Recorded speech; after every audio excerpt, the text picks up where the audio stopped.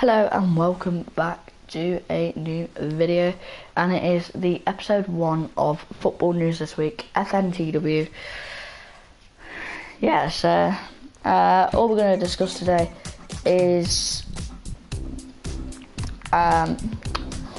what is going on in football all around the world. It's going to be fun. So, first thing that we're going to say, the Scottish Premiership here. Dundee United, Raith and Cove win titles and reconstruction talks start after Dundee vote. So basically, Hearts chairman Anne Budge will lead a task force along with Les Gray of Hamilton to look at expanding the Premiership. Dundee United, Raith Rovers and Cove Rangers have been declared champions, and a task force is to look at expanding the top flight after Dundee belatedly backed SPFL plans to end the season. So the Scottish Championship club have had no change of heart after casting an aborted no vote on Friday. The SPFL subsequently confirmed the league winners will be promoted and Partick Thistle and Stranraer demoted. It also said it would explore league reconstruction for the next term. Hearts chairman Anne Budge and Les Gray of Hamilton Academical will lead a task force and will be joined by other football figures to provide input and support. The clubs run by Budge and Gray currently occupy the bottom 2 places in the top flight. The SPFL now has the power to end the top flight campaign should it deem it impossible to play the outstanding fixtures. However, the league says it is committed to consulting with the Premiership clubs before doing so. A total of 81% of Scotland's 42 senior clubs have backed the resolution, which means end of season payments can be made to the lower league sides by the end of this week. So basically, in that, it's telling you that Dundee United will be promoted to the Scottish Premiership next season, but there'll be a task vote. So there'll be a little vote saying what will happen. Maybe there'll be more teams in the Scottish Premiership next season. But the only thing is, while we heard Gray and the other person, but they're chairmen of the bottom 2 clubs in the Scottish Premiership, so they're apparently going to be relegated to the Scottish Championship if things change. Thing on European football, impossible to know when restart will be. Football will no doubt return behind closed doors, but it is impossible to know when that will be, says the body that represents Europe's top leagues. Alberto Colombo, the Deputy General Secretary of European Leagues, said the suspension of the season because of the pandemic was a huge crisis. The vast majority of the association's members, which includes the Premier League and the English Football League, are prioritising a return to action, he said. But he's admitted a small number of countries, including Belgium, were now considering cancelling their campaigns. The big question is, what should happen to the Premier League season, and what is the state of play in Europe's major leagues? Football is suspended identically across most of Europe because of the continued spread of the virus going around. Premier League clubs are scheduled to meet on Friday to discuss the situation, but there is unlikely to be a resumption anytime soon to a top flight season that still has 9 rounds of fixtures still to play. Last week's hopes were raised when German clubs became the first in Europe to return to training, albeit with precautionary measures in place, with talk of resumption as soon as in May. But Colombo has urged caution, adding that the priority so far has been focusing on creating conditions to be able to resume competition during the summer, and we should be able.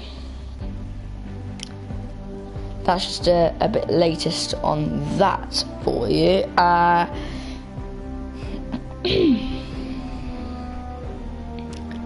We've got some big news of a former England striker, Jimmy Greaves. Former England striker leaves hospital. So former Tottenham and England striker Jimmy Greaves has been released from hospital after being treated for an unspecified illness. The World Cup winner, 80 years old, was admitted to hospital on 7th of April. Tottenham said their record goalscorer, who had severe stroke in 2015, had not tested positive for the coronavirus nor suffered another stroke. A statement on Greaves' official Facebook page said he was back at home recuperating with his wife Irene.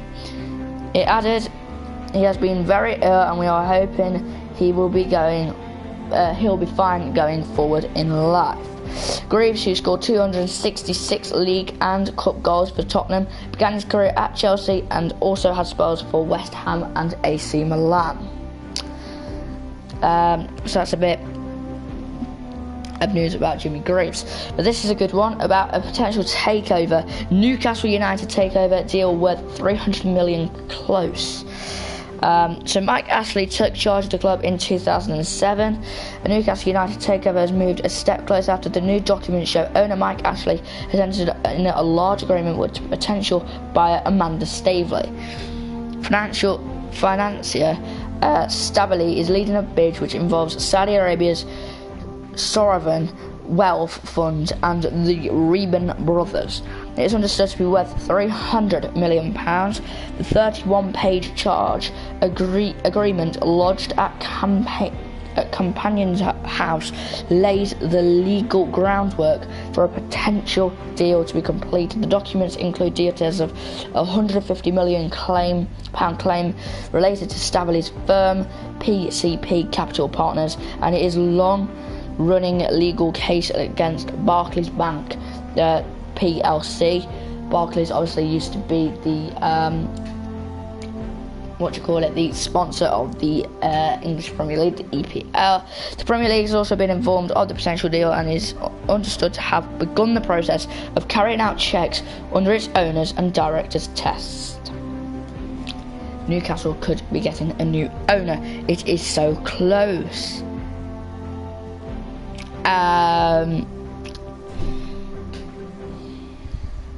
What else have we got? What are Premier League clubs doing? So what is your top flight club doing to plug the virus cash flow gap? So let's go take a look. What have Arsenal been doing?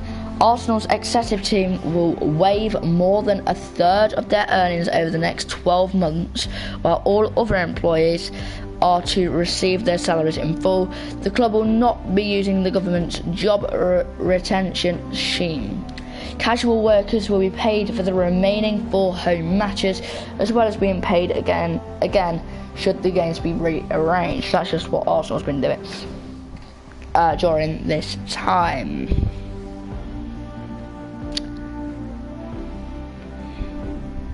Let's go take a look.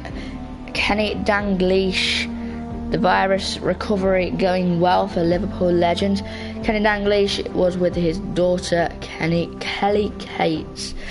Liverpool legend Kenny Dalglish is starting to get moany, so we know he's getting better, says Kelly Cates of her dad's recovery. Dalglish, who is 69, tested positive after going into hospital to be treated for an infection last week, but he was discharged on Sunday.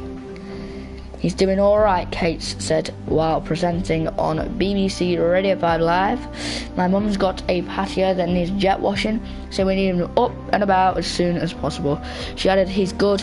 He's not quite up and 100% yet, but he's not doing too bad at all.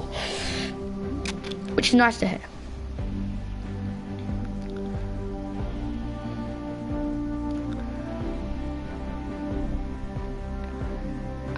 Let's go take a look. That's probably the final one.